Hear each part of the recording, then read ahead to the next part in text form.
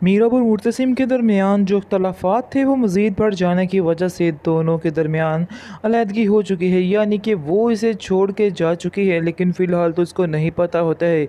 इस तरह से आप देखेंगे कि माँ बेगम कहती है कि जाओ मीरब को बुला कर लाओ, मीरब किधर है वो नज़र नहीं आ रही है। इस पर आप देखेंगे कि मुर्तसिम कहता है, बल्कि हया कहती है कि मैं बुला कर लाती हूँ मीरब को। जैसे ही वो कमरे में जाती है और वहाँ जाकर देखती है और भागती हुई चिल्लाती हुई आ जाती है और कहती है कि मीरब अपने कमरे में नहीं है, मीरब अपने कमरे में नहीं है। ये सुन के माँ बेगम के होश उड़ जाते हैं। उसके तो होश क्या उड़ने हैं, आप देखिए मुर्तसिम के तोते उड़ जाते हैं। वो काफ़ी ज़्यादा हैरान होता है कि आखिर इसने ये स्टेप उठाया तो उठाया कैसे और वो किधर चली गई है। हया तो अंदर से काफ़ी ज़्यादा खुश है और वो बड़ी खुशियाँ मना रही है कि जो उसने चाहा था वही हुआ है। इसलिए उसकी तो खुशी का कोई ठिकाना नहीं और माँ बेगम के सामने बार बार यही करती है कि देख लीजिए कि ज़रा भी उसने आपकी इज़्ज़त की परवाह नहीं की और वो यहाँ से चली गई है। लेकिन ये नहीं पता है कि उसको इधर से पुशअप करने के लिए ये ही लड़की थी जिसने कहा था चली जाओ मीरब, यहाँ से चली जाओ, यहाँ से वापस ना आना। इसी ने ही सारा कुछ कहा था।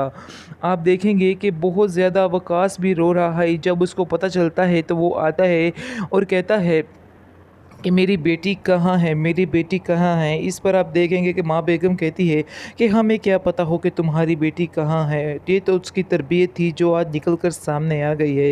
ये सब बातें मुर्तसिम को कड़वी तो लग रही होती हैं, लेकिन मुर्तसिम चुप करके बर्दाश्त कर रहा होता है क्योंकि वो जानता है कि गलती उसकी भी है। दूसरी तरफ आप देखेंगे कि मीरब बेचारी दर बदर के दिक्के गा रही है, क्योंकि ना तो वो अपने माँ बाप के घर जा सकती है, क्योंकि एक दफ़ा उन्होंने जैसे ही उसे ठुकराया था उसके दिल में वो बात बैठ चुकी है, वो दोबारा उधर नहीं जा सकती है, जिसकी वजह से काफ़ी घर वाले परेशान हैं। ख़ास तौर पर अनीला और वकास का तो रो रो कर कोई हाल ही नहीं है। उनको तो समझ ही नहीं आ रही कि आखिर वो करे तो क्या करे।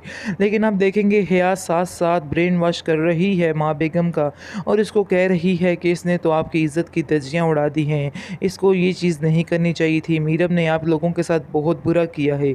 लेकिन मुर्तसिम खामोश खड़ा कुछ भी नहीं कह रहा होता और वो बहुत ही खामोशी के साथ अपनी माँ से कहता है कि मैं मीरब को ज़रूर ढूंढ निकालूंगा, वो जहाँ भी है ज़रूर मिल जाएगी। आगे से आप देखेंगे कि उसकी माँ जो है वो बड़े ही गुस्से से कहती है मुर्तसिम को, तुम्हें शर्म नहीं आ रही ये सब बातें करते हुए? तुम नहीं जानते हो कि वकास ने किस तरह से हमें जलील किया है और तुम कह रहे हो कि तुम उनकी बेटी को ही लेकर आओगे। आगे से वो कहता है कि आपने क्या उनकी बेटी की रट लगाई हुई है, इसका उसका एक रिश्ता मेरे साथ भी है, लेकिन मैं उस रिश्ते को कैसे भुला सकता हूँ? आप तो शायद भूल चुकी हैं, लेकिन मैं इस चीज़ को नहीं भूल सकता हूँ। ख़ास तौर पर आप देखेंगे कि वकास जो है अनवर से काफ़ी लड़ता है और कहता है कि मैंने तो अपनी बेटी तुम्हारे हवाले की थी, तुम तो इसके सगे बाप हो, लेकिन फिर भी तुम उसका ख्याल ना कर सके और तुमने उसका बिल्कुल भी ख्याल नहीं रखा है और उसको दर बदर की ठोकरों के लिए छोड़ दिया है। पता नहीं इस वक्त वो कैसी होगी और किस हाल में होगी। लेकिन मुर्तसिम जो है इस बात का पीछा नहीं छोड़ेगा। मुर्तसिम अपने दिल से ऐद कर लेता है कि वो मीरब को ढूंढ ही निकालेगा और वो ढूंढने के लिए निकल पड़ता है। लेकिन हया को ये बात बिल्कुल भी अच्छी नहीं लगती है। हया कहती है कि माँ बेगम, इसको तो शर्म ही नहीं आ रही, इसको ऐसा नहीं करना चाहिए।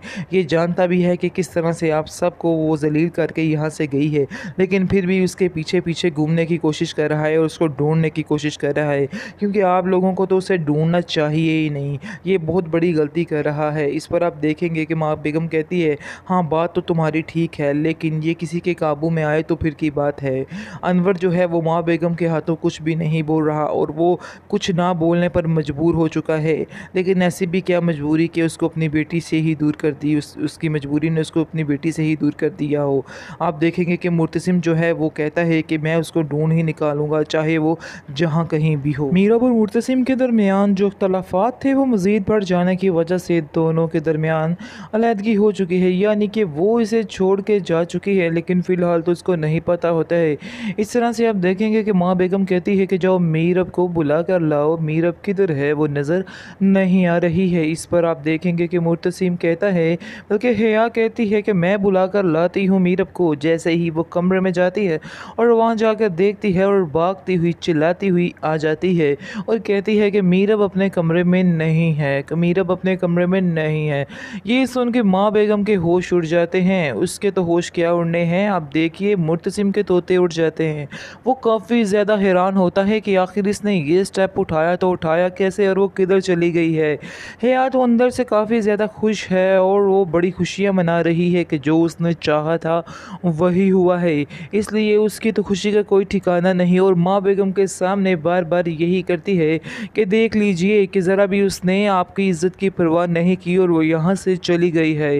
लेकिन ये नहीं पता है कि उसको इधर से पुशअप करने के लिए ये ही लड़की थी जिसने कहा था चली जाओ मीरब, यहाँ से चली जाओ, यहाँ से वापस ना आना। इसी ने ही सारा कुछ कहा था। आप देखेंगे कि बहुत ज़्यादा वकास भी रो रहा है। जब उसको पता चलता है तो वो आता है और कहता है कि मेरी बेटी कहाँ है, मेरी बेटी कहाँ है। इस पर आप देखेंगे कि माँ बेगम कहती है कि हमें क्या पता हो कि तुम्हारी बेटी कहाँ है, ये तो उसकी तरबियत थी जो आज निकल कर सामने आ गई है। ये सब बातें मुर्तसिम को कड़वी तो लग रही होती हैं, लेकिन मुर्तसिम चुप करके बर्दाश्त कर रहा होता है क्योंकि वो जानता है कि गलती उसकी भी है। दूसरी तरफ आप देखेंगे कि मीरब बेचारी दर बदर के दिक्के गा रही है क्योंकि ना तो वो अपने माँ बाप के घर जा सकती है क्योंकि एक दफ़ा उन्होंने जैसे ही उसे ठुकराया था उसके दिल में वो बात बैठ चुकी है। वो दोबारा उधर नहीं जा सकती है जिसकी वजह से काफ़ी घर वाले परेशान हैं। ख़ास तौर पर अनीला और वकास का तो रो रो कर कोई हाल ही नहीं है। उनको तो समझ ही नहीं आ रही कि आखिर वो करे तो क्या करे। लेकिन आप देखेंगे हया साथ साथ ब्रेन वॉश कर रही है माँ बेगम का और इसको कह रही है कि इसने तो आपकी इज़्ज़त की धज्जियाँ उड़ा दी हैं, इसको ये चीज़ नहीं करनी चाहिए थी। मीरब ने आप लोगों के साथ बहुत बुरा किया है। लेकिन मुर्तसिम खामोश खड़ा कुछ भी नहीं कह रहा होता और वो बहुत ही खामोशी के साथ अपनी माँ से कहता है कि मैं मीरब को ज़रूर ढूंढ निकालूंगा, वो जहाँ भी है ज़रूर मिल जाएगी। आगे से आप देखेंगे कि उसकी माँ जो है वो बड़े ही गुस्से से कहती है मुर्तसिम को, तुम्हें शर्म नहीं आ रही ये सब बातें करते हुए? तुम नहीं जानते हो कि वकास ने किस तरह से हमें जलील किया है और तुम कह रहे हो कि तुम उनकी बेटी को ही लेकर आओगे। आगे से वो कहता है कि आपने क्या उनकी बेटी की रट लगाई हुई है। इसका उसका एक रिश्ता मेरे साथ भी है, लेकिन मैं उस रिश्ते को कैसे भुला सकता हूँ? आप तो शायद भूल चुकी हैं, लेकिन मैं इस चीज़ को नहीं भूल सकता हूँ। ख़ास तौर पर आप देखेंगे कि वकास जो है अनवर से काफ़ी लड़ता है और कहता है कि मैंने तो अपनी बेटी तुम्हारे हवाले की थी, तुम तो इसके सगे बाप हो, लेकिन फिर भी तुम उसका ख्याल ना कर सके और तुमने उसका बिल्कुल भी ख्याल नहीं रखा है और उसको दर बदर की ठोकरों के लिए छोड़ दिया है। पता नहीं इस वक्त वो कैसी होगी और किस हाल में होगी। लेकिन मुर्तसिम जो है इस बात का पीछा नहीं छोड़ेगा। मुर्तसिम अपने दिल से ऐद कर लेता है कि वो मीरब को ढूंढ ही निकालेगा और वो ढूंढने के लिए निकल पड़ता है। लेकिन हया को ये बात बिल्कुल भी अच्छी नहीं लगती है। हया कहती है कि माँ बेगम इसको तो शर्म ही नहीं आ रही, इसको ऐसा नहीं करना चाहिए। ये जानता भी है कि किस तरह से आप सबको वो जलील करके यहाँ से गई है, लेकिन फिर भी उसके पीछे पीछे घूमने की कोशिश कर रहा है और उसको ढूंढने की कोशिश कर रहा है क्योंकि आप लोगों को तो उसे ढूंढना चाहिए ही नहीं। ये बहुत बड़ी गलती कर रहा है। इस पर आप देखेंगे कि माँ बेगम कहती है, हाँ बात तो तुम्हारी ठीक है, लेकिन ये किसी के काबू में आए तो फिर की बात है। अनवर जो है वो माँ बेगम के हाथों कुछ भी नहीं बोल रहा और वो कुछ ना बोलने पर मजबूर हो चुका है। लेकिन ऐसी भी क्या मजबूरी कि उसको अपनी बेटी से ही दूर कर दी, उसकी मजबूरी ने उसको अपनी बेटी से ही दूर कर दिया हो। आप देखेंगे कि मुर्तसिम जो है वो कहता है कि मैं उसको ढूंढ ही निकालूंगा, चाहे वो जहाँ कहीं भी हो।